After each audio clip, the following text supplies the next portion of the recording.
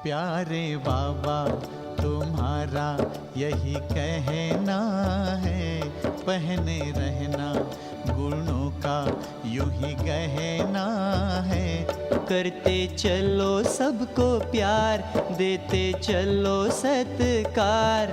तुम्हें तारों से आगे निकलना है। प्यारे बाबा तुम्हारा यही कहना है। आज का हमारा स्वमान है, मैं आत्मा उदाहरण मूर्त हूँ। हम सभी इस स्वमान का अभ्यास कर रहे हैं और आदरणीय भ्राता राजू भाई जी उस स्वमान का प्रत्यक्ष स्वरूप हैं। हम सब आपका इस सभा में तहे दिल से स्वागत करते हैं, अभिनंदन करते हैं। अनेकों के लिए उदाहरण मूर्त प्रेरणा रूप आपका सरल, सात्विक और दिव्य व्यक्तित्व है। बहुत ही छोटी आयु में बचपन से ही आप बाबा के बने। 1960 में आपको बाबा का परिचय मिला और 72 में आपने अपना जीवन बाबा के यज्ञ के अंदर समर्पित किया। सदा ही यज्ञ से, बड़ों से और ब्राह्मण परिवार से सकारात्मक रहे और इस कारण सर्व के समीप रत्न बने। खास हमारी दादियाँ आपको बहुत प्यार करती थी, हमने नज़रों से देखा हुआ है। प्रकाशमणि दादी जी जब सभा में राजू भाई जी का नाम बोलते थे तो उस समय दिल गदगद हो जाती थी और लगता था कि दादियों के कितने समीपता से आपने अपने जीवन को संवारा है। इसी कारण यज्ञ की बहुत सारी महत्वपूर्ण और एकदम जिसको कहे कि गुप्त सेवाएं, कॉन्फिडेंशियल सेवाएं, वो दादियों ने आपको हैंड ओवर किया। सिंधी भाषा में साकार मुरलियाँ पहले होती थी, उन सभी मुरलियों का आपने सिंधी सीखा खास उसके लिए, और उन मुरलियों का हिंदी में अनुवाद करने की सेवा आपने की। मुरली के अंदर जो हम प्रश्न, उत्तर, धारणा, वरदान आदि सुनते और पढ़ते हैं, वो भी आप साकार मुरलियों से स्वयं निकालते हैं। हर महीने दादी जी के नाम से पत्र पुष्प आता है, वो भी आप स्वयं लिखते हैं। अव्यक्त इशारे सारे विश्व का ब्राह्मण परिवार प्रतिदिन पढ़ता है, वो भी आप अव्यक्त मुरलियों से निकालते हैं। दादी जी के पास ढेर सारे पत्र आते हैं, कितने सारे पत्र। दादियाँ वो पत्र राजू भाई जी को देते हैं और यज्ञ में समाने की शक्ति का आपके पास भंडार है। दादी जी की तरफ से पत्र लिखना, सुनाना दादी को जाकर के रोज, ये आपकी अग्रिम सेवा है। हमेशा राजू भाई की तो पहचान ही है। राजू भाई कौन से? तो सब कहेंगे मुरली वाले राजू भाई। तो आज हम सबके बीच में हैं। बाप दादा से आपको दिव्य बुद्धि का वरदान प्राप्त हुआ है। आपने ज्ञान वीणा, ज्ञान सुमन आदि कई बुकों की रचना की है। अमूल्य रतन चैनल से तो आप सारे विश्व के ब्राह्मणों के साथ अव्यक्त मुरलियों की चिटचेट करते हैं। कृषि एवं ग्राम विकास प्रभाग के आप उपाध्यक्ष हैं और आज हम सभी के बीच में बहुत ही सुंदर विषय को लेकर पधारे हैं। संपूर्ण सकारात्मक परिवर्तन द्वारा उदाहरण एवं प्रेरणा स्वरूप बनने की विधि। हम भाई जी से चाहेंगे कि आप सभी से यज्ञ में इतने बड़े विशाल ब्राह्मण परिवार के साथ रहते हुए कितने पॉजिटिव रहे हैं, सकारात्मक रहे हैं, वो अपनी अनुभव युक्त वाणी आज हम सबके सामने रखेंगे तो और ही अधिक प्रेरणाएं हम आपसे ग्रहण कर सकेंगे। आदरणीय राजू भाई जी।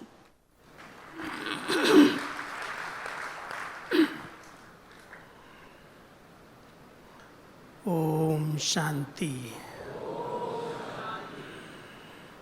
इतना सुंदर विशाल पवित्र कुमारों का संगठन, कितनी अच्छी ऊर्जा, सकारात्मक ऊर्जा आप सबके वाइब्रेशन से चारों ओर फैल रही है। ये सेवा का सबसे अच्छा साधन है। हम सब जानते हैं कि कोई को लौकिक में ज्ञान देना होता है तो वो हमारे मुख की वाणी, मुख से ज्ञान सुनना पसंद नहीं करते, लेकिन जब हमारा परिवर्तन देखते हैं, हमारी चाल चलन, चेहरा, हमारा व्यवहारिक जीवन देखते हैं, तो भले सामने से कुछ भी न बोलें, लेकिन अंदर से तो ये महसूस करते हैं कि ये बहुत अच्छे स्थान पर जाते हैं, इनकी जीवन बहुत महान है, अच्छी है।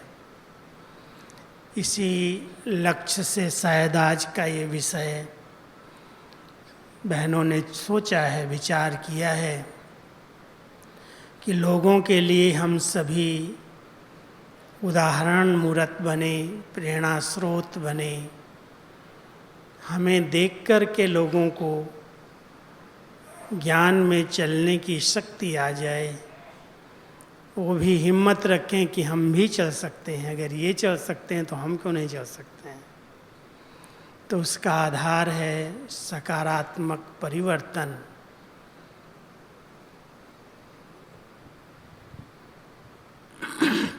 और संपूर्ण सकारात्मक परिवर्तन।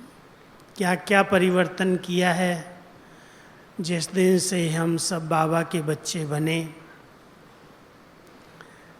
पहला परिवर्तन हमारी दृष्टि का हुआ, जो हम सबकी लौकिक जीवन में और विशेष करके युवा काल में दैहिक दृष्टि रहती है।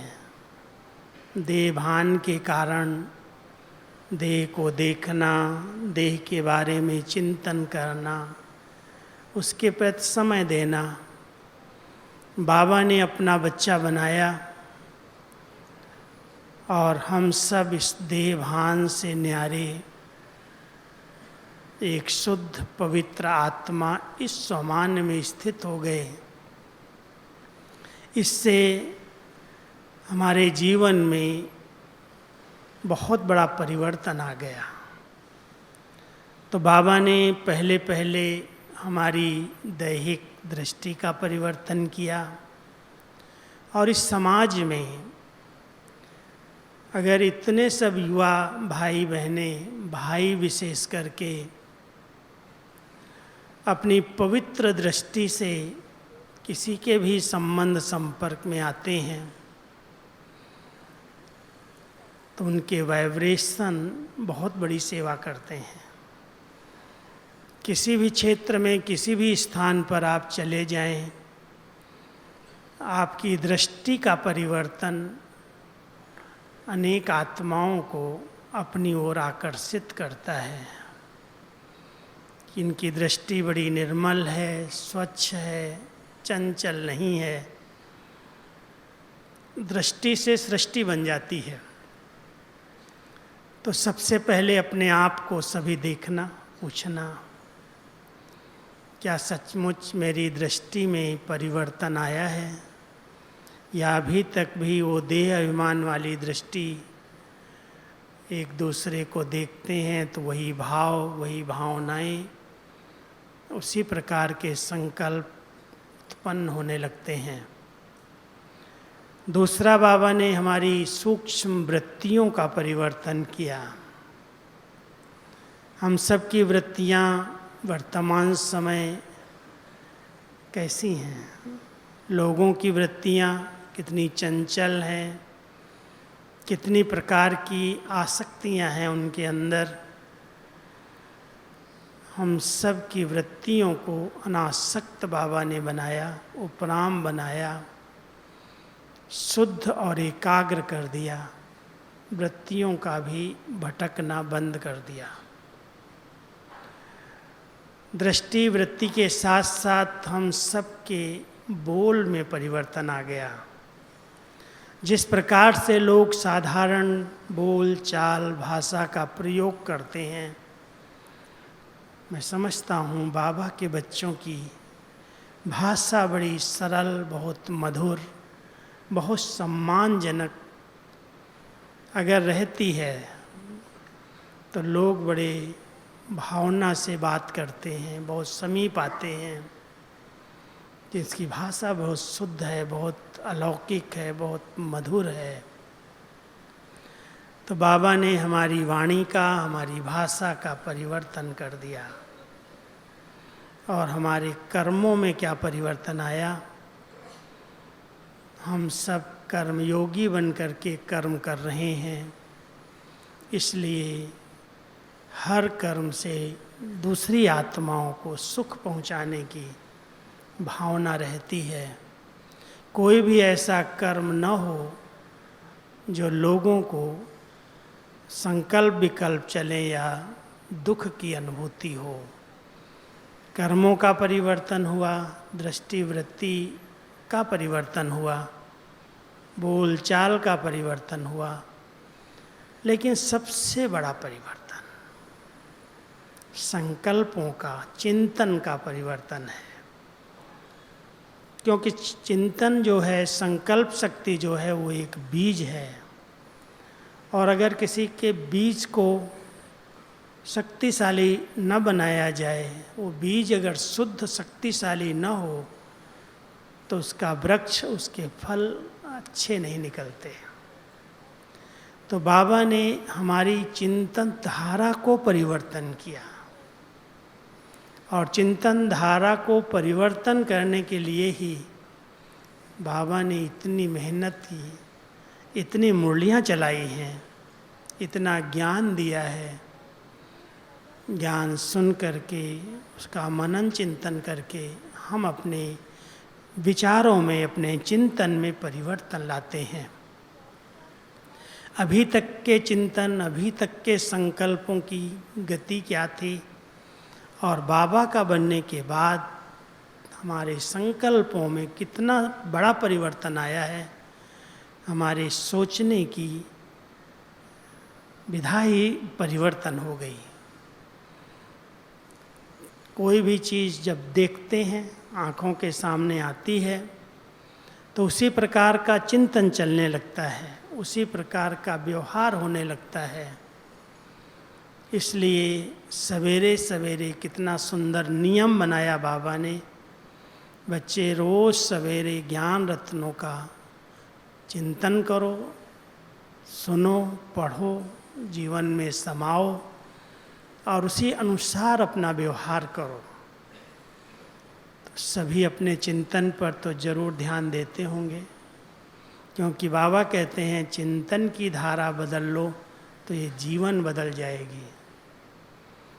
हमारा चिंतन कैसा है?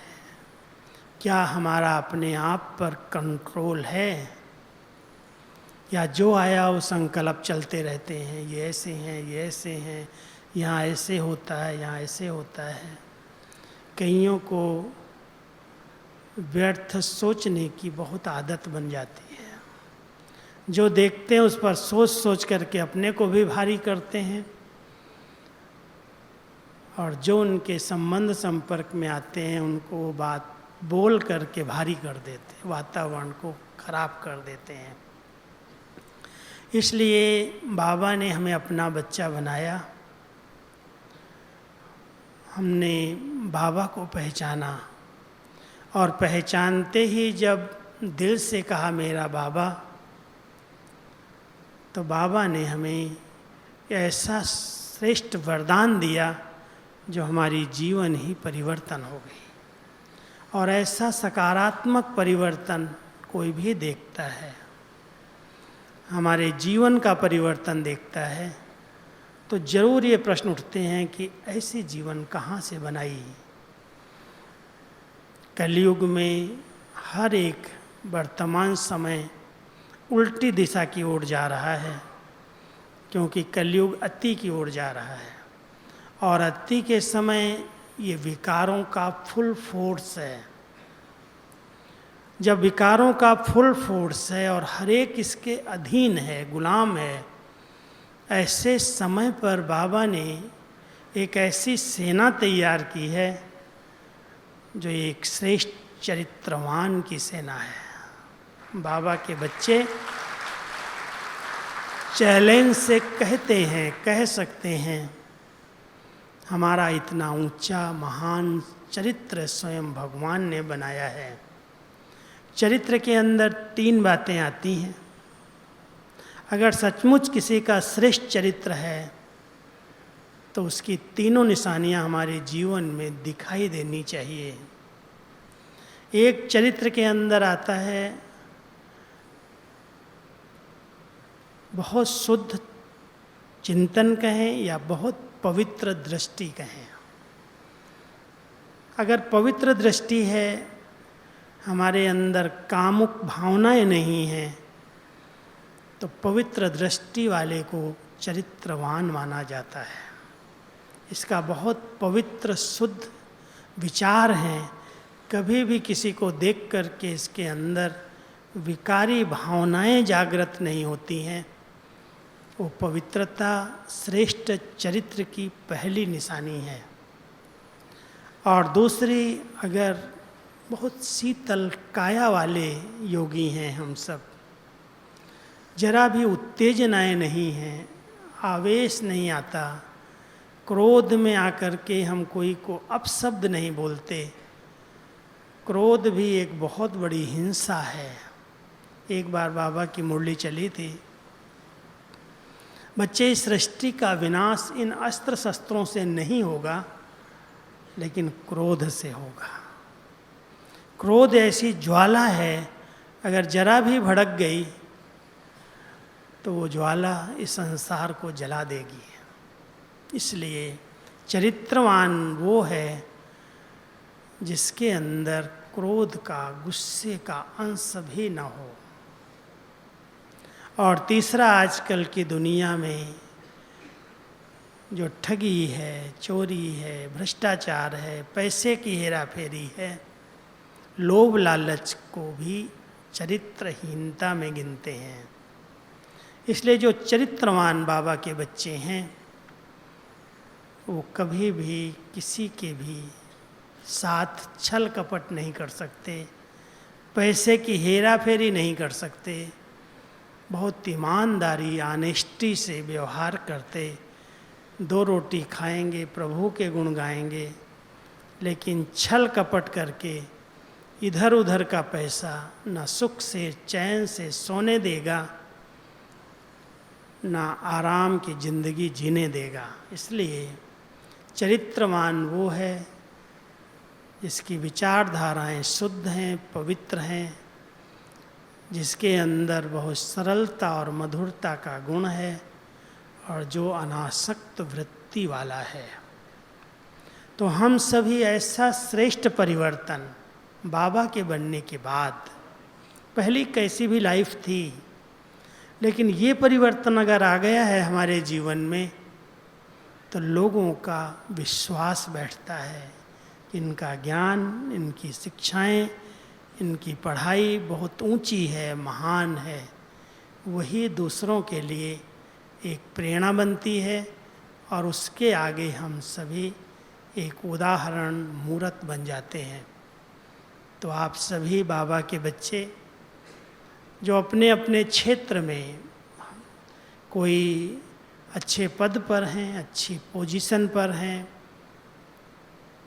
कई प्रकार की सेवाओं में आप सब संलग्न हैं, लेकिन सब में होते हुए भी जीवन की ऐसी छाप अगर हम दूसरों पर डाल दें तो लोग ज्ञान की बजाय आपकी चाल चलन, जो बाबा कहते हैं कि बच्चे, बाबा को प्रत्यक्ष करने की कई साधन आपने अपनाए, लेकिन वाणी से तो मैं प्रत्यक्ष नहीं हुआ। आप बच्चों की सूरत, सीरत, चाल चलन और चेहरा ही बाबा को प्रत्यक्ष करेगा। तो क्या हम सभी महसूस करते हैं कि सचमुच इतना हमारे जीवन में महान परिवर्तन आया है? कभी कोई को कहना ही न पड़े कि भाई इससे तो अच्छा है आप शादी कर लो, क्यों ऐसे कुमार जीवन में रह रहे हो। अगर बहुत संकल्प विकल्प चलते हैं, बहुत युद्ध चलती है, अगर चेहरे पर उसके चिन्ह दिखाई देने लगते हैं, तनाव पैदा होता है, हम जबरदस्ती अपनी इंद्रियों को कंट्रोल करना चाहते हैं, तो लोग क्या कहेंगे? इसका जीवन जैसे कोई ज़बरदस्ती इसको ऐसे बनाया गया है। तो हमारी जीवन लोगों को प्रेरणा दे, हम ऐसे एक श्रेष्ठ उदाहरण मूर्त बने। उसके लिए कुमारों को मैं 4 बातें बहुत नियमित रूप में प्रयोग करने के लिए कहता हूँ। कि सबसे पहली बात है कि हम सभी सकारात्मक चिंतन के लिए, सकारात्मक चिंतन कहा किसको जाता है? सब अच्छा है, सब अच्छा है, सब अच्छा है, वो तो ठीक है, लेकिन सकारात्मक चिंतन में स्वस्वरूप का चिंतन। सबसे पहले मैं आत्मा जो हूँ, जैसी हूँ, बहुत पवित्र और शुद्ध हूँ, इस सृष्टि नाटक में खेल खेलने के लिए आई हूँ। स्वस्वरूप और स्वधर्म का चिंतन सकारात्मक चिंतन है। अगर स्वस्वरूप के बाद के अलावा कोई दूसरे स्वरूप का चिंतन कर रहे हैं तो वो पर चिंतन कहलाता है, वो सकारात्मक चिंतन नहीं कहेगा, वो नेगेटिव चिंतन है। इसलिए स्वस्वरूप का चिंतन, स्वधर्म का चिंतन। बाबा ने हमारे धर्म को, जो हम मान बैठे थे जाति धर्म को, देह के, उसका परिवर्तन कर दिया। सब आत्माएं हैं, सबका स्वधर्म शांति है, प्रेम है, पवित्रता है। उस चिंतन में रहना और साथ साथ अपने 7 गुणों का चिंतन करना। 7 गुणों में मैं आत्मा कितनी % में आगे बढ़ी हूँ, क्योंकि जब सतयुग था तो ये 7 गुणों में 100% आत्मा संपन्न थी, भरपूर थी। और धीरे धीरे इस शरीर के संबंध में आते, पार्ट बजाते, वो जो सकारात्मकता थी, जो शुद्धि थी, 7 गुणों से संपन्नता थी, उसमें गिरावट आई। और आज कलयुग के अंदर कोई कोई गुण हैं, ऐसे नहीं सब बेगुणी बन गए, लेकिन कोई कोई गुण % में किसी में हैं, किसी में नहीं है। संगम युग पर बाबा हमें सर्व गुणों में भरपूर कर रहा है। तो सबसे पहले हम इस पॉजिटिव थिंकिंग को सीखें कि ये हमारी पॉजिटिव थिंकिंग है, ये हमें करना है। कभी ज्ञान स्वरूप का चिंतन करो, 7 आत्मा के गुण है ना, नंबरवार करना। ज्ञान स्वरूप आत्मा का ब्रेन बहुत पावरफुल बन जाएगा और वो ब्रेन से जो निर्णय लेगा वो यथार्थ होगा। क्या करूं, कैसे करूं, करूं या न करूं। लेकिन ज्ञान स्वरूप आत्मा के लिए कहते हैं, सोचने के पहले भी वो सोचता है, बोलने के पहले भी सोच लेता है, करने के भी पहले सोचता है। हो गया, कर लिया, और करने के बाद अगर पश्चाताप हो तो उसको ज्ञानी नहीं कहा जाता। तो ज्ञान का चिंतन करना, मनन करना और ज्ञान स्वरूप बन जाना, इसका सबसे अच्छा उदाहरण हमारे सामने हमारी दादी जानकी जी थी। कितना सुंदर चिंतन था, आप सबने शायद सुने होंगे उनकी क्लासेस, मिले भी कई लोग होंगे। मैंने तो 1972 से लेकर के सबसे पहले जब मैं टाइप सीखा मधुबन में, तो दादी की दोस्ती, दादी की फ्रेंड्स दीदी के साथ बहुत अच्छी थी, फ्रेंडशिप। दीदी मनमोहिनी, दोनों सखियाँ थीं और ऐसे साथ रहती थी जो ज्ञान की बहुत गहरी रूह रियान करती थी। आपस में जब मिल जाएं तो घंटों ज्ञान की, आज बाबा ने ऐसे कहा, इसके पीछे क्या रहस्य है, ये क्या बाबा चाहता है, ज्ञान के बारे में अच्छा गहरा चिंतन करना। और चिंतन करने के बाद दादी जानकी को कहती तुम क्लास कराओ। दीदी क्लास नहीं कराती थी, दादी कहती, दीदी दादी को कहती इस पर क्लास कराना। और जब वो क्लास कराती तो मुझे कहती तुम लिख के लाना और सब टाइप करना, तो मुझे टाइप करके ले आओ, दिखाओ। मैंने इतनी क्लासेस टाइप की दादी की, 72 से लेकर के 2020 तक, 20 में भी क्लासेज कराई उन्होंने, छोड़ा नहीं है लास्ट तक। भले उन्होंने लास्ट में सार में ले लिया, मैं कौन, मेरा कौन, मैं कहाँ से आया, ओम शांति के शब्दों का अर्थ बताना शुरू किया, लेकिन उसमें भी वैरायटी और नवीनता जरूर होती थी, एक जैसा नहीं होता था। उनका अपना नया नया चिंतन था और चिंतन के साथ उनका स्वरूप बनी हुई थी। मैं आपको बताऊं 12-13 साल जब वो मुख्य प्रशासिका के रूप में रही तो उनका बहुत फेथ था मुझ आत्मा पर, बहुत फेथ था। ऐसे ही बोल देती थी आज इसको ये पत्र लिखना, आज इसको ये लिखना, आज ये लिखना, 2-4 लाइन बता करके फिर छोड़ देती थी। 12-14 पत्र ऐसे ही याद करके बोल देती थी। परीक्षा लेती थी, कहती थी जाओ इसको टाइप करके सबको भेज दो। अब नाम सहित बताया, लिखने नहीं दिया, नोट नहीं करने दिया। हमारी बुद्धि की परीक्षा होती थी, कितना मैंने उनको कैच किया, किसके किसके नाम से उन्होंने पत्र याद दिया, किसके लिए क्या बोला, किस भावना से बोला। जब मैं जा कर के एकांत में बैठता, सबके नामों से पत्र टाइप करता, 1 दिन 2 दिन छोड़ करके अचानक कहती राजू इधर आओ, मैंने तुमको उसके लिए पत्र बोला था, लिखा तुमने? मैं कह दूँ हाँ दादी, अच्छा अभी निकाल करके कापी लेके आओ, 2 मिनट में ले आओ। और मैं कापी अगर दादी को दिया और दादी ने पढ़ा तो कहती थी तुम मेरी दिल को भी जानता है क्या? जो मेरे दिल में था वो तुमने पत्र में लिख दिया, यही तो मैं बोल रही थी, तो शायद तुम मुझे पढ़ लेता है, जानता है मेरे को। उमंग उत्साह दिलाने की बात मैं कह रहा हूँ। लेकिन अगर कोई भी प्रॉब्लम का पत्र लेकर के मैं उनके सामने गया और उसका उत्तर पूछने लगा तो सुन लेगी और सुनने के बाद कहेगी 1 मिनट साइलेंस। मैं क्यों बता रहा हूँ ये सीखना सब, क्योंकि ज्ञानी तू आत्मा की निशानी क्या है। ऐसे नहीं सुना और तुरंत बोलना शुरू कर दिया, ये करना, ये करो, ये लिख दो, ये लिख दो, ये कर दो, नहीं।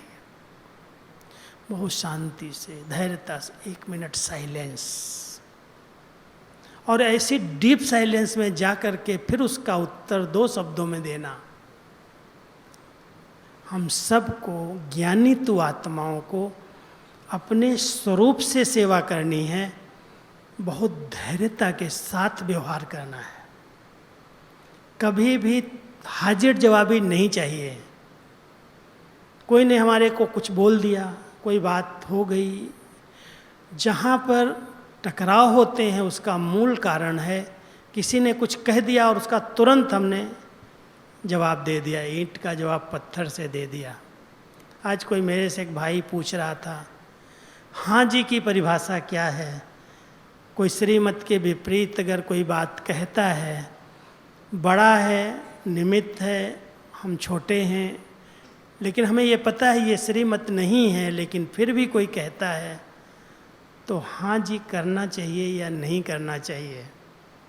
क्या करना चाहिए? क्या कहते हैं कुमार? करना चाहिए? नहीं करना चाहिए तो नास्तिक हो जाएंगे, वो तो डिस्टर्ब हो जाएगी, टकराव पैदा हो जाएगा। हम सब ने अपनी दादियों को जो देखा है समीप से, उससे अनुभव किया, हर एक अपनी अपनी बात कहता है, राय देता है, बड़े बड़े प्लान सुनाता है। और दादियाँ ये समझती हैं ये जो कह रहा है इसके अपने मन की मत है या किसी प्रभाव के कारण कह रहा है, लेकिन वो कहने का उसका स्वरूप ऐसा है जैसे मैं बिल्कुल जो कह रहा हूँ वो सत्य है और 100% इससे बाबा की सेवाओं में वृद्धि होगी। मैंने जो कहा है वो सबको स्वीकार होना चाहिए। और दादियाँ समझती हैं इससे कोई डिससर्विस हो सकती है, तो क्या करेंगे, कट कर देंगे उसको। काटती नहीं थी, कहती थी ठीक है, आपका विचार, आपका चिंतन बहुत अच्छा है, आपने बात दी है, मैं इस पर विचार करूंगी, या अपने भाइयों से, अपनी कमेटी से मैं बात करूंगी। आपकी राय हमने सुन ली, लेकिन तुरंत उसको कट नहीं किया। कट करने से उसके जो विचार हैं, जो उसके अंदर का उमंग उत्साह है, वो भी कट हो जाएगा। फिर आगे के लिए वो प्लानिंग करना ही बंद कर देगा। और कट किया माना उसके हमने सम्मान को ठेस पहुंचा दी। इसलिए हम सबको हाँ जी करना है, तुरंत नहीं कट करना है, धैर्यता के साथ। आपने कहा है हम जरूर करेंगे, कोशिश करेंगे, लेकिन विचार करके, जिससे उसको ये न लगे कि मेरी बात इसने काट दी, टकराव पैदा हो जाएगा। तो ये ज्ञानित्व आत्मा की निशानियाँ हमारे जीवन से दिखाई दे, हमारे व्यवहार में परिवर्तन दिखाई दे, तब कहेंगे सकारात्मक परिवर्तन है। हम जानते हैं हमारी बहनें, हमारी निमित्त कई बार बहुत कम पढ़ी लिखी होती हैं, उनको गद्दी मिली है, सीट मिली है, और हम कई बाबा के बच्चे हैं जो बड़ी पोस्ट पर हैं, बहुत अच्छे पढ़े लिखे हैं, पद है, पोजीशन है, बुद्धि है। फिर भी एक बात का आप ध्यान रखना, ये जो गद्दी है, जिस गद्दी पर भगवान ने किसी को बिठा दिया है, गद्दी को भी सलाम करना होता है। और क्यों करना है? कोई ऐसा नहीं है कि हम झुक गए हैं, हम छोटे हो गए, लेकिन ये गद्दी विक्रमादित्य की गद्दी है। कैसे मैं विक्रमादित्य की गद्दी कह गया? क्योंकि ब्रह्मा बाबा की आत्मा जिस गद्दी पर बैठी है, जिस पर शिव बाबा आए और हमको इतना ज्ञान दिया, ब्रह्मा की गद्दी का बहुत गायन है। और ब्रह्मा की आत्मा ही श्री कृष्ण की नंबर 1 आत्मा है। मध्यकाल में विक्रमादित्य की आत्मा है, और कलयुग में अंत में ब्रह्मा की आत्मा है। वैसे भी आप सबने एक कहानी सुनी होगी, कहते हैं गांव का बिल्कुल भोला, गाय चराने वाला, भेड़ चराने वाला जंगल में जब जाता था तो एक स्थान पर वो ऊंचाई पर जाके बैठ जाता था, और बैठते ही वो इतनी अच्छी अच्छी बातें करता था, विद्वान की तरह जो आता था उसका हल बता देता था। लोग सोचने लगे ये तो कुछ नहीं जानता है, तो गंवार है, गांव का है, लेकिन इस जगह पर बैठ कर के क्या ऐसी बात करता है, कहाँ से इसको बुद्धि आ जाती है? तो उसकी खुदाई किया गया उस स्थान पर जहाँ वो बैठता था, और वो बहुत अच्छे अच्छे विचार देता था। तो बताते हैं उस स्थान पर विक्रमादित्य का आसन था, और विक्रमादित्य के आसन के बारे में गायन था कि जो उस आसन पर बैठ जाए उसकी बुद्धि बड़ी विशाल, बड़ी श्रेष्ठ, बहुत दूरादेशी हो जाती थी, उसके निर्णय यथार्थ हो जाते थे। इसलिए आपकी जो भी निमित्त हैं उन पर भी छाप तभी पड़ेगी जब आप उनको इतना रिस्पेक्ट देंगे। और रिस्पेक्ट इसलिए दे रहे हैं कि वो विक्रमादित्य के आसन पर बैठे।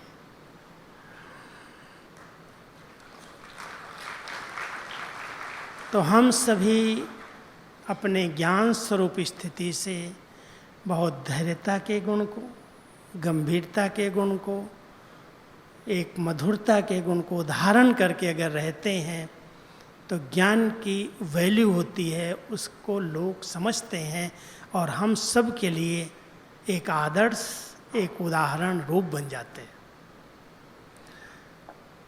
दूसरा आत्मा पवित्रता का गुण है, शांति का गुण है, प्रेम का गुण है, सुख का गुण है, आनंद का और शक्ति का।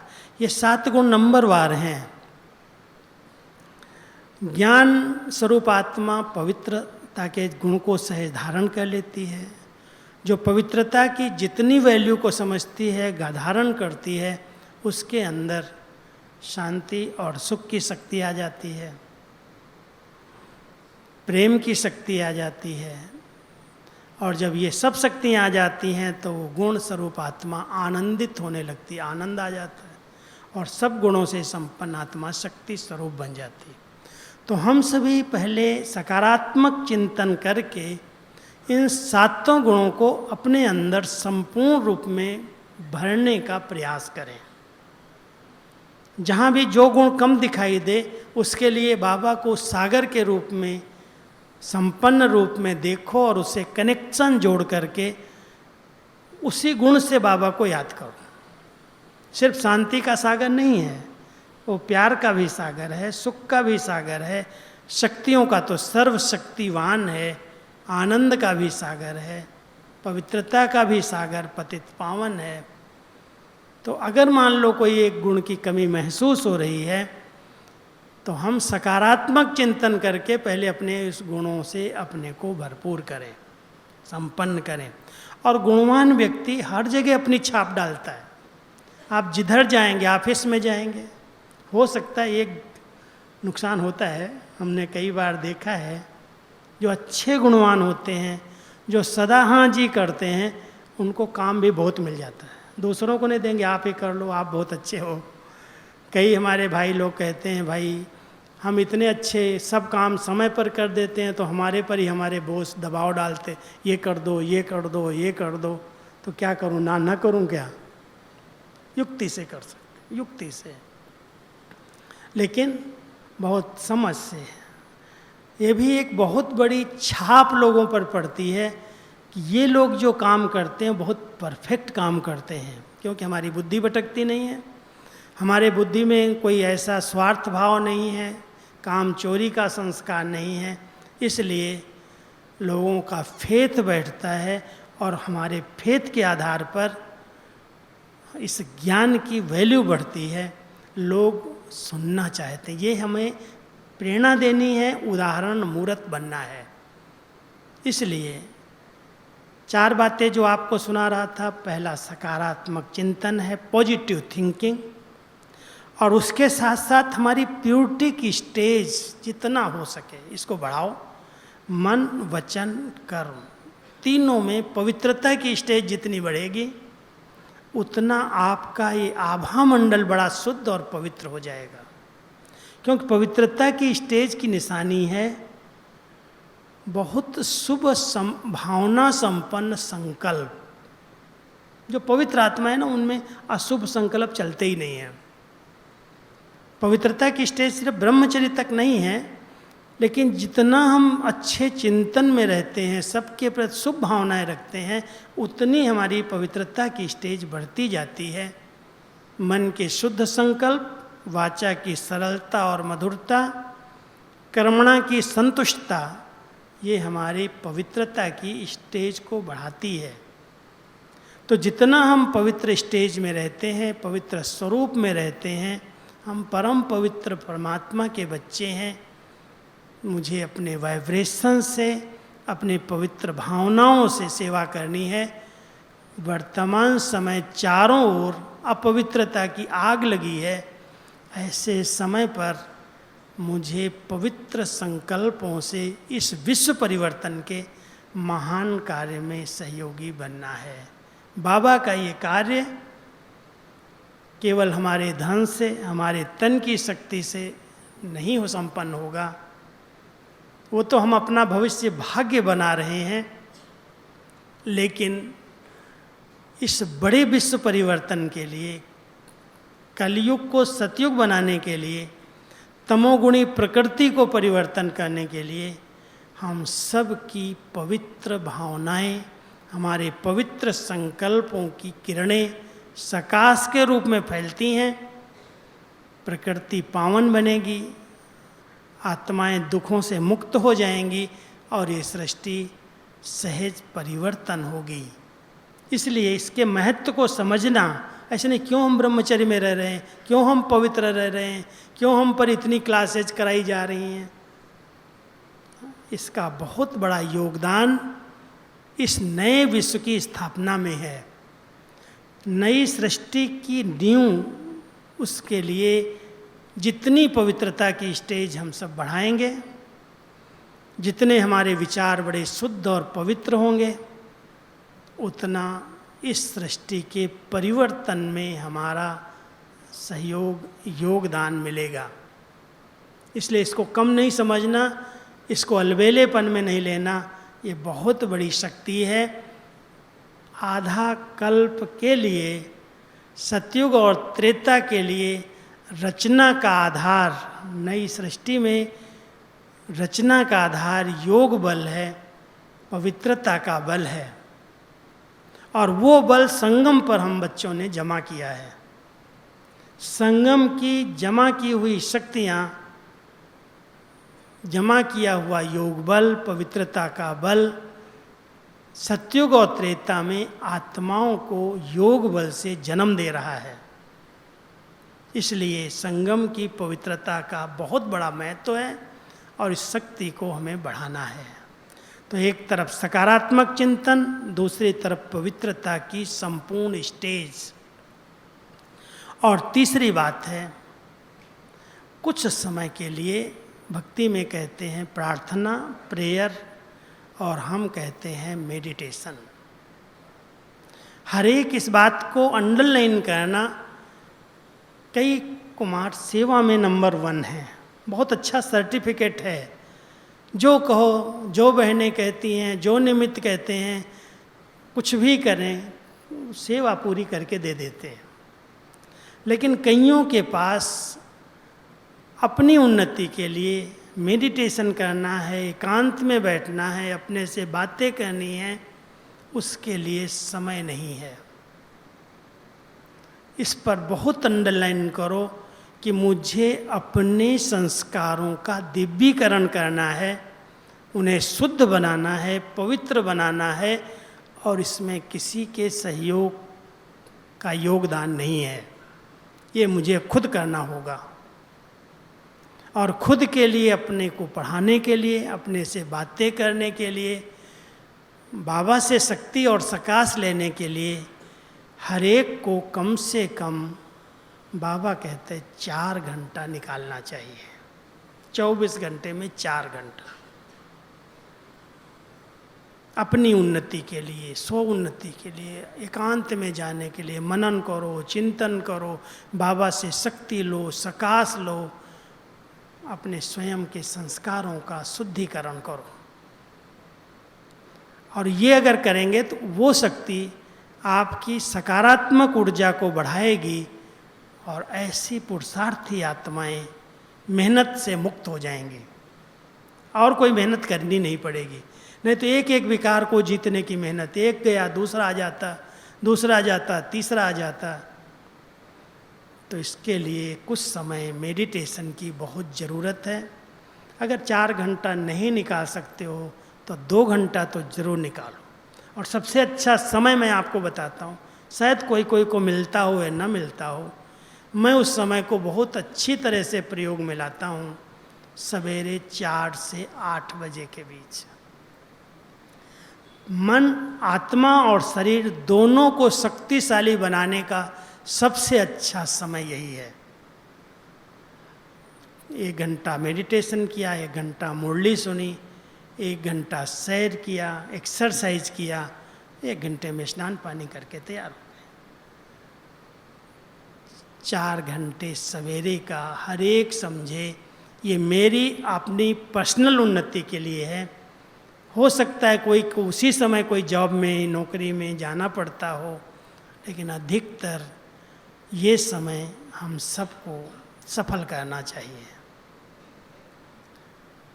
चौथी बात, अपने शरीर को भी स्वस्थ रखने के लिए हर एक को कुछ समय हल्का फुल्का व्यायाम और प्राणायाम करना चाहिए।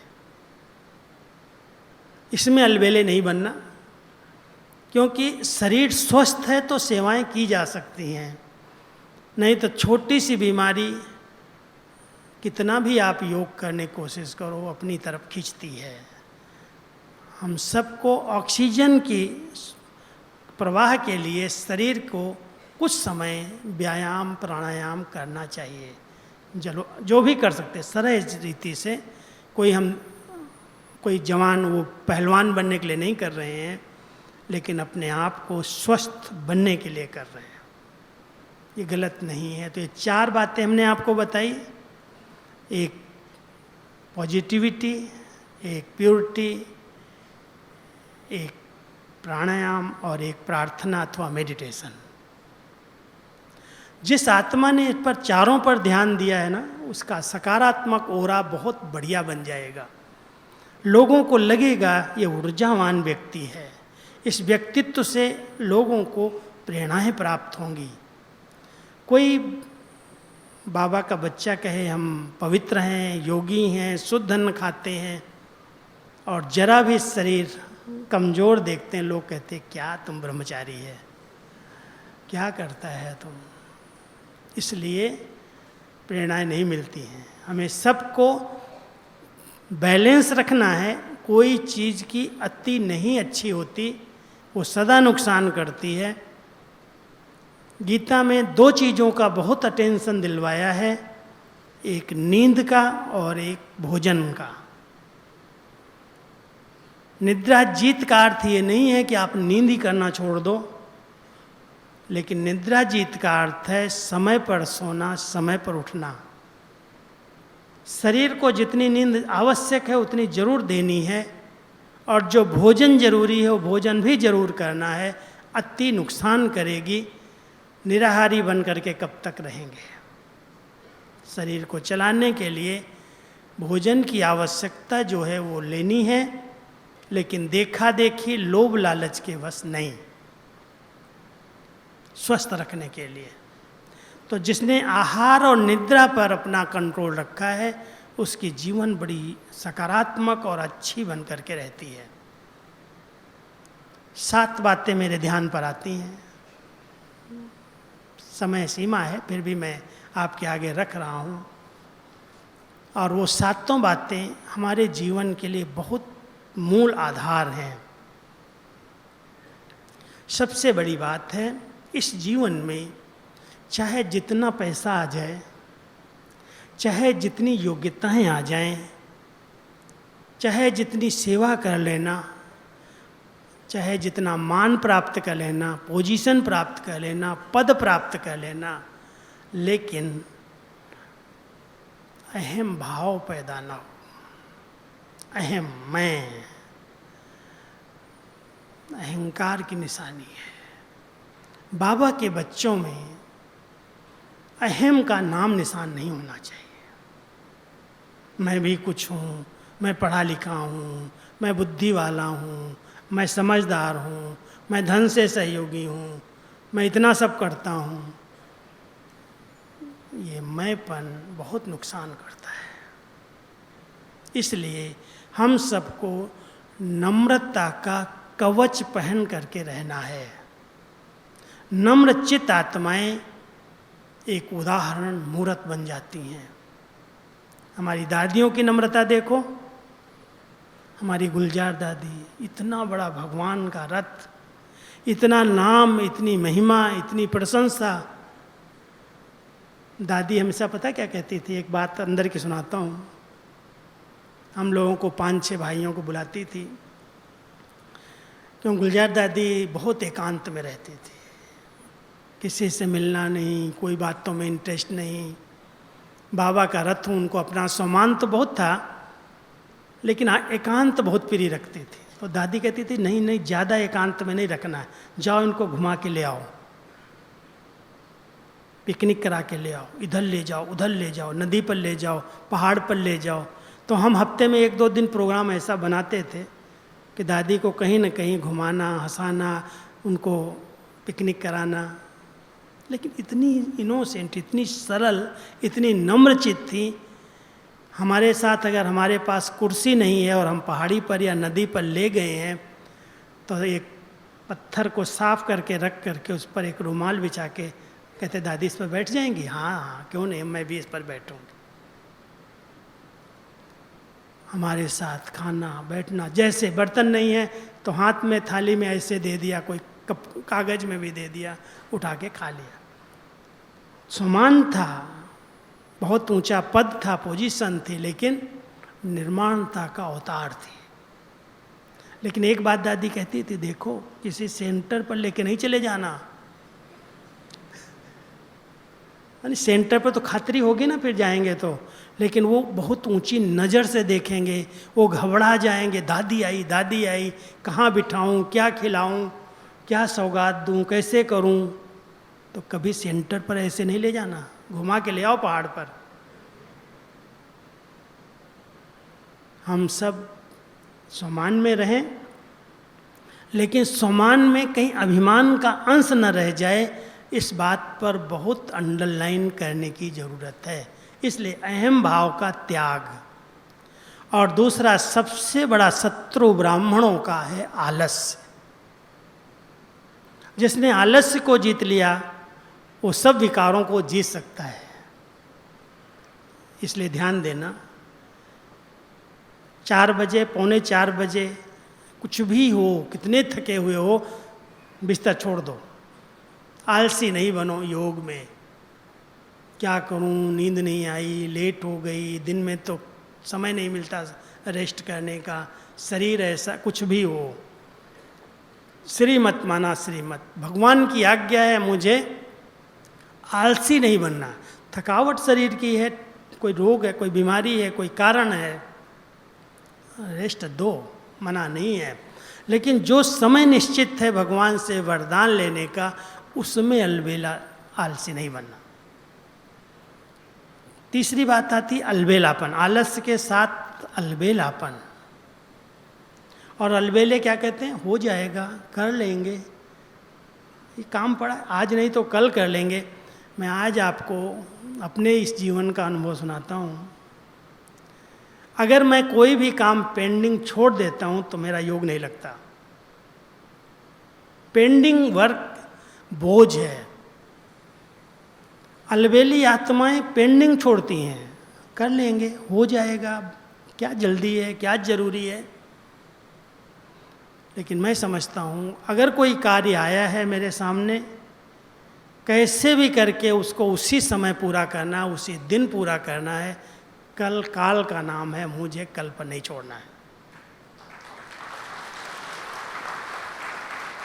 अगर ये विशेषता आपके अंदर आ गई ना, अलबेलापन समाप्त हो जाएगा और सब काम बहुत एक्यूरेट होंगे, यथार्थ होंगे, और लोगों को उससे बहुत कुछ सीखने को मिलता है, प्रेरणाएं मिलती हैं। आज हम इतनी क्लासेस कराते, इतनी जगह पर जाते आते रहते हैं, अपने आप को सेट करते हैं। जवाबदारियां आप सब जानते हो, पूरे विश्व की पढ़ाई की सारी जवाबदारी इस समय मेरे हाथ में ही है।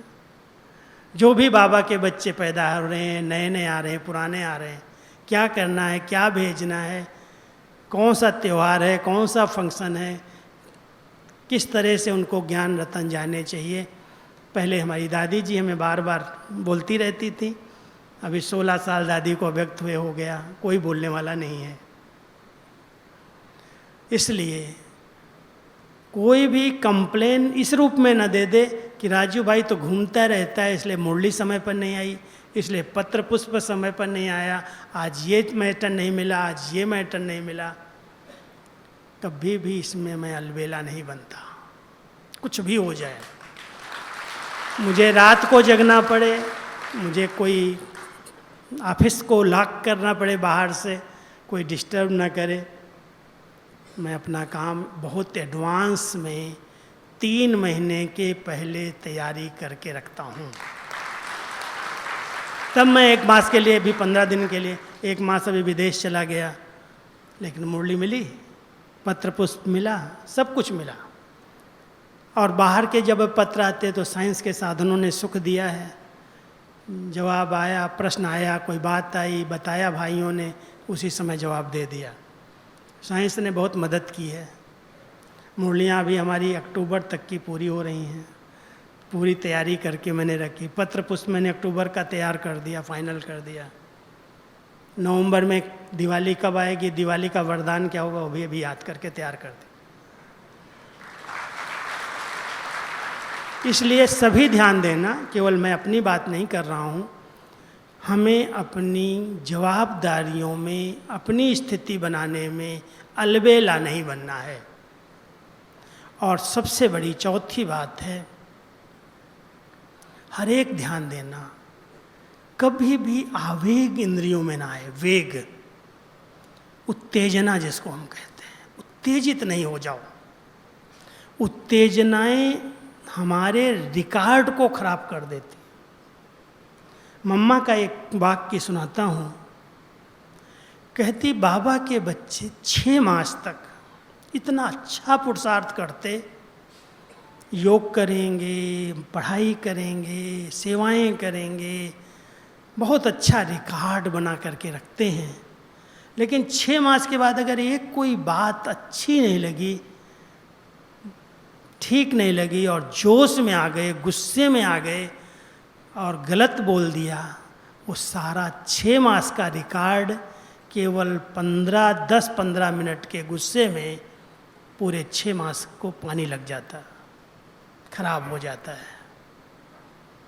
जब हम इतनी मेहनत कर रहे हैं, इतना रिकॉर्ड हमारा अच्छा है, तो हम क्या अपनी उत्तेजनाओं को कंट्रोल नहीं कर सकते हैं? कुछ भी है, चलो हमारे मन मुताबिक नहीं है।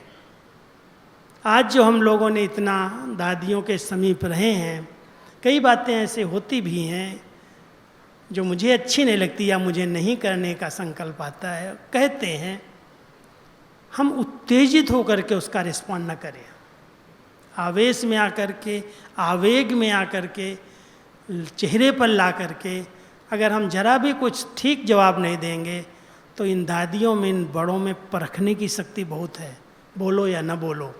सिर्फ चेहरा भी अगर लाल हो गया, पीला हो गया, तो भी कहेंगी ठीक है तुम छोड़ दे, दूसरे से करा लेंगे। इसलिए हम सबको ध्यान देना है। जब हम 3 बातों का इसमें ध्यान देते हैं, एक तो हमारा योग का चार्ट अच्छा हो, दूसरा जो हमारे पास है धन संपत्ति, उसका पोता मेल ठीक हो, और तीसरा अपना रिकॉर्ड बड़ा अच्छा हो। रिकॉर्ड के अंदर बताया आपको चरित्र, लेकिन उसमें भी उत्तेजित होकर के कभी भी आवेग और आवेश में आकर के अपने रिकॉर्ड को खराब नहीं करना। और 5वीं बात है वृत्तियों की अनासक्त वृत्ति, लोभ लालच। कई लोगों को संग्रह वृत्ति की बहुत आदत होती है, जो चीज़ आएगी इकट्ठा कर लेंगे, जो चीज़ आएगी इकट्ठा कर लेंगे। जरूरत नहीं है, लेकिन संग्रह वृत्ति, बहुत स्टॉक कर लेना। और जो चीज़ देखी पहनने की, देखो कईयों के पास इतनी ड्रेसेज होती, कईयों के पास इतने जूते चप्पल होते, पता नहीं क्या करेंगे, क्यों रखा है। 2 से भी काम चल सकता है, लेकिन एक लालच, एक लोभ, जो खाने पीने की चीज़ें, पहनने की चीज़ें, घड़ी, मोबाइल, जो अच्छी चीज़ लगी। हमारे यहाँ कई लोग तो कंप्यूटर की रेस करते, इसके पास इतना पावरफुल कंप्यूटर आ गया, भाई साहब ये चेंज कर दो, आपका तो HP चल रहा है। मेरा जो है वही ठीक है भाई, तुम छोड़ दे मेरा को, मुझे नहीं चेंज करना है, मैं जैसा हूँ वैसा ठीक हूँ। आपको बताऊँ, मेरे कंप्यूटर में अभी भी अक्षर प्रोग्राम पहले वाला जो शुरू में निकला था हिंदी टाइपिंग का, वही है, डॉस में चलता है।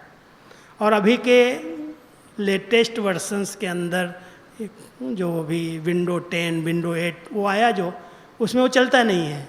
ना तुम कैसे भी करके मुझे सेट करके दो, हमें यही करना है, इसका जैसा सुख कहीं नहीं है। कहते क्या है, आप सीखो ना, दूसरा परिवर्तन करो ना। नहीं, एक ही फाइल में मेरी 48 साल की मुरलियाँ हैं, और कोई भी टॉपिक पर मैं रिसर्च कर सकता हूँ 5 मिनट के अंदर। कितनी बातें बाबा ने सुनाई हैं। हमने कहा क्यों दूसरी बातों में हम जाएं, साइंस तो आगे बढ़ती जा रही है। उन तो बिजनेस है उनका, आज ये विंडो निकालेंगे, आज दूसरा निकाल देंगे, आज तीसरा निकाल देंगे। खर्च करने वाले खर्च करते रहते। मोबाइल का भी यही है, कंप्यूटर का भी यही है। इसलिए कम खर्च वाला नसीन, बाबा के बच्चे जितना अपने ऊपर कम से कम खर्चा हो, जितना अपनी चीज़ों पर जितना कम खर्चा हो, ध्यान दो, अनासक्त बनो।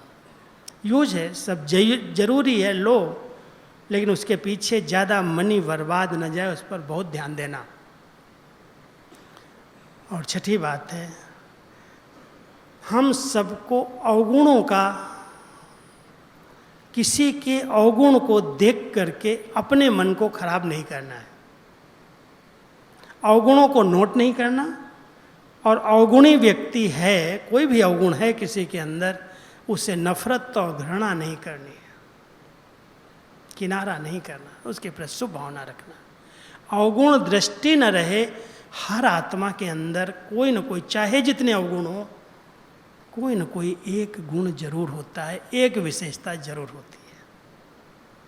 हम सभी भी अगर विशेष आत्माएं बनना है तो अपने परिवार में, लौकिक और अलौकिक परिवार में जितने सदस्य हैं, हर एक के गुण देखने की, बाबा कई बार कहता है, विशेषता देखने का चश्मा पहन लो,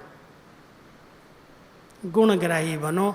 अवगुणों को अगर नोट करोगे तो मैं कहता हूँ कभी कभी रमणीकता से, ये बुद्धि जो है ना कचड़े का डब्बा बन जाएगी।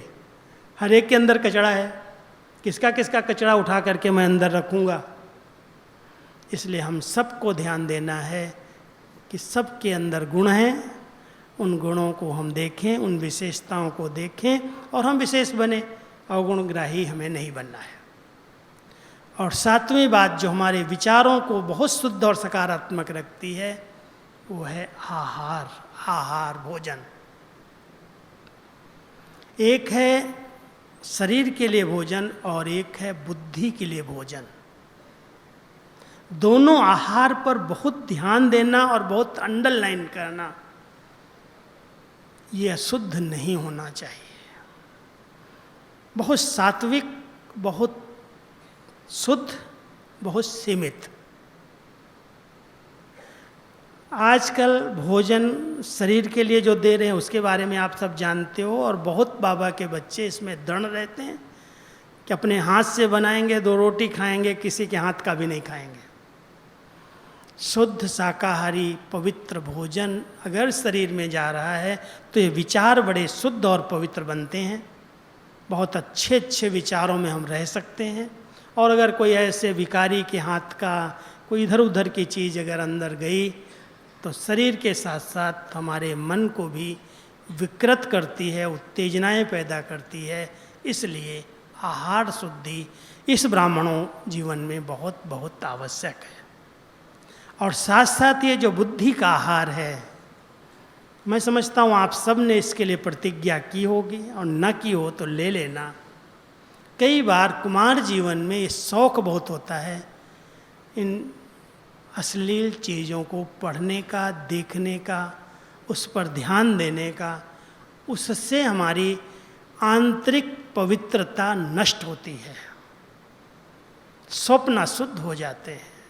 इसलिए जितना हो सके जब समय मिलता है बाबा की क्लासेस सुनो, योग कमेंट्री सुनो, अच्छे अच्छे गीत सुनो। साधन है उनको लाभ लो, मना नहीं है, लेकिन इन साधनों में जो गलतियां हैं, जो इस समय मानव को गलत रास्ते पर ले जा रही हैं, अपने आप को उससे सुरक्षित रखना, सेफ रखना, ये बुद्धि का आहार है। और बुद्धि में अगर ऐसी ऐसी बातें गंदी जा रही हैं तो कभी योग नहीं लगेगा, कितनी भी मेहनत कर लो। इसलिए सब बहुत अंडरलाइन करो, संकल्प करके बाबा के घर से जाओ कि हम बुद्धि को अशुद्ध आहार नहीं देंगे। और वो अशुद्ध आहार संग से भी आता है। जैसा कमज़ोर का अगर संग है, पतित का संग है, शराबी कबाबी का संग है, वो रंग लगा देगा। इसलिए संग की बहुत संभाल करनी। और साथ साथ जो बुद्धि को गंदा बनाने वाली चीज़ें हैं, अश्लीलता जहाँ से मिल रही है, ऐसे इंटरनेट का, ऐसे साइंस के साधनों का प्रयोग नहीं करना है। तब हमारा ये सकारात्मक परिवर्तन ऐसे लोगों को अनुभव होगा, ये तो जीते जागते इस कलयुग में देवतुल्य देवताएं हैं। सतयुग में बनेंगे वो तो किसने देखा है, संगम युग पर ये ब्राह्मण सो देवता हैं, फरिश्ते हैं, देवता हैं। तो आप सभी बाबा के बच्चे फरिश्ते सो देवता, इसी ब्राह्मण जीवन में अपनी चलन से, अपने चेहरे से, अपनी निजी धारणाओं से प्रैक्टिकल करके दिखाना, ऐसी हमारी उम्मीद है। ओम शांति। अभी हम सभी कहीं नहीं उठ के जाना, 15 मिनट बहुत प्यार से, जो आज बाबा बार बार कह रहे थे, मेरा बाबा, मीठा बाबा, प्यारा बाबा, शुक्रिया बाबा। बाबा को शुक्रिया तो करो, ऐसे नहीं, मुख से नहीं करो, अंदर अंदर करना। तो 15 मिनट के लिए सभी अपने अपने भ्रकुटी आसन पर बैठो, अपने चमकते हुए स्वरूप को देखो। इस गुफा के अंदर मैं तपस्वी आत्मा विराजमान हूँ। कितना श्रेष्ठ सुंदर आभा मंडल है, पवित्र विचारों का, सकारात्मक चिंतन का। जितना सकारात्मक पवित्र चिंतन है, उतना एक बहुत सुंदर लाइट का आभा मंडल है। और उसी आभा मंडल से मैं आत्मा इस विश्व कल्याण की सेवा कर सकता हूँ। तो सभी अपने चारों ओर एक पवित्र आभा मंडल क्रिएट करो। अपने सकारात्मक चिंतन से मैं एक बहुत शुद्ध पवित्र आत्मा हूँ, मैं एक लाइट हूँ, एक माइट हूँ, चैतन्य शक्ति हूँ, और मेरे चारों ओर एक पवित्र शुद्ध चमकता हुआ लाइट का शरीर है। मैं आत्मा उस लाइट के शरीर में प्रवेश कर इस साकार वतन से पार अपने लाइट के वतन में बाप दादा के सन्मुख उनकी स्नेह भरी दृष्टि, दुआओं भरी दृष्टि, बहुत दिल से कह रहे हैं, आओ मेरे बच्चे,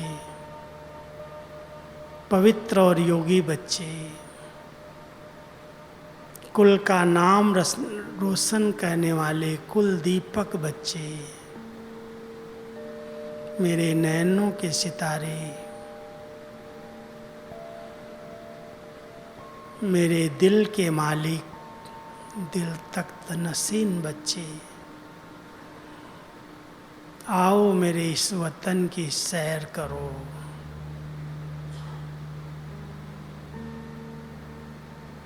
ये लाइट का वतन, फरिश्तों का वतन, मेरा अपना वतन है।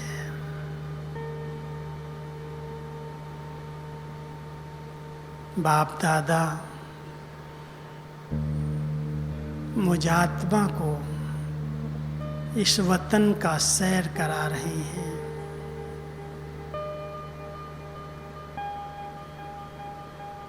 मैं फरिश्ते की रेस में इतने सब फरिश्तों के साथ वतन में उड़ते उड़ते इस पूरे ग्लोब को सर्च लाइट दे रहा हूँ, पवित्रता की किरणें दे रहा हूँ। अनेक आत्माएं शांति, शक्ति, पवित्रता का अनुभव कर रही हैं।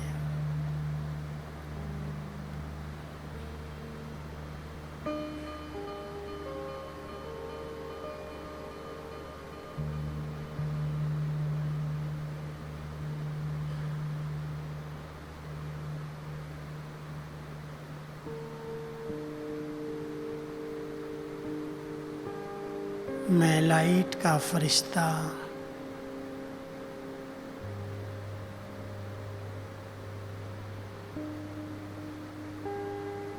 बाप दादा के साथ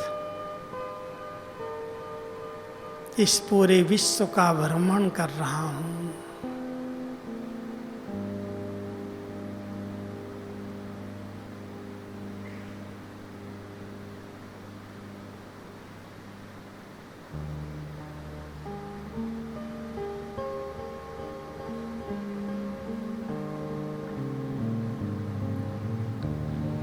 ये लाइट की किरणें इस प्रकृति को भी पावन बना रही हैं।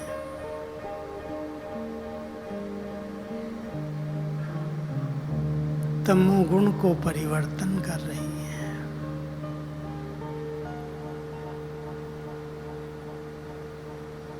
चारों ओर एक बहुत सुंदर सुनहरा प्रकाश फैल रहा है।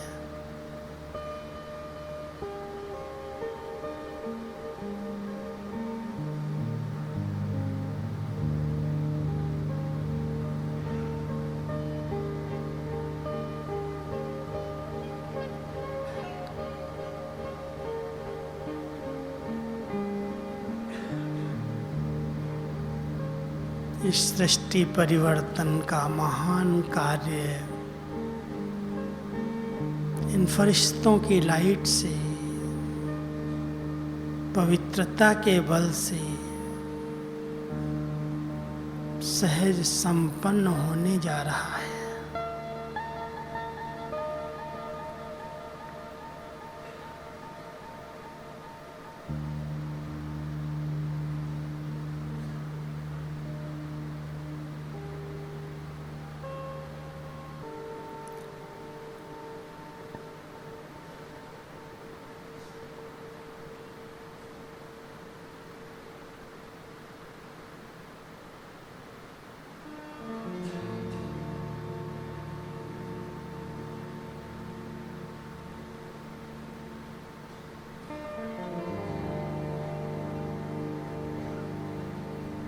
ऐसी विश्व सेवा करके बाबा की पलकों में समा जाओ। बाबा की बाहों में समा जाओ। प्यार के सागर, प्यार की गहन अनुभूति करो।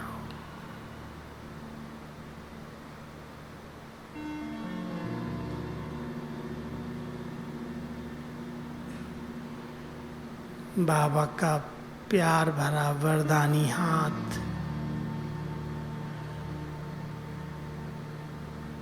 उनकी प्यारी सरल स्नेह भरी दृष्टि मुझ आत्मा को सर्व शक्तियों से संपन्न बना रही है। मैं कितनी भाग्यवान आत्मा हूँ।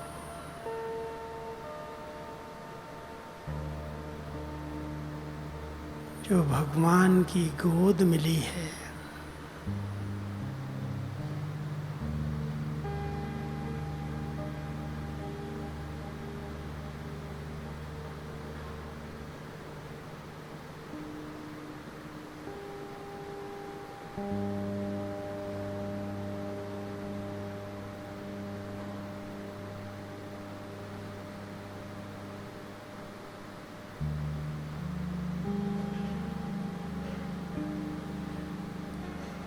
प्यार की अनुभूति करके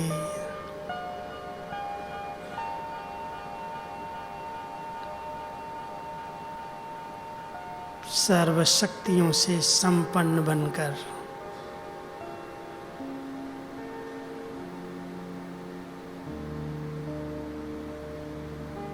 मैं आत्मा इस कर्म क्षेत्र पर श्रेष्ठ कर्म करने के लिए इस शरीर में अवतरित हुई हूँ। मैं अलग हूँ, ये शरीर मेरा वस्त्र है।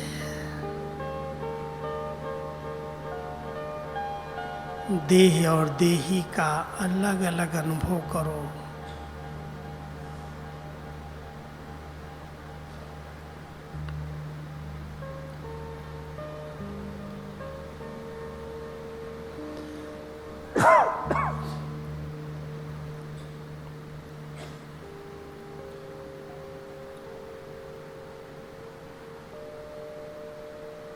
डायरेक्ट ज्ञान सूर्य की किरणों के नीचे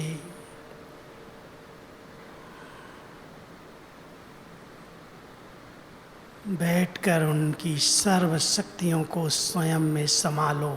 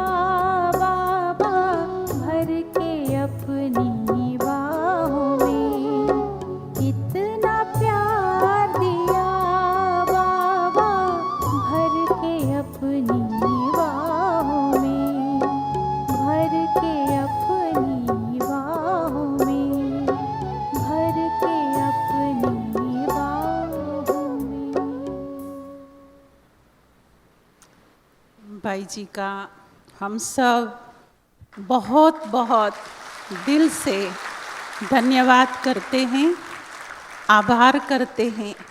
जीवन को कैसे सकारात्मक बनाना है, बहुत ऊंची सोच के साथ आपने हम सब के सामने जो प्रेरणाएं रखी हैं, हम अवश्य उस पर चलेंगे और इस प्रार्थना का रिटर्न, अपना परिवर्तन करके दिखाएंगे। ठीक है? अच्छा भाई, थैंक यू।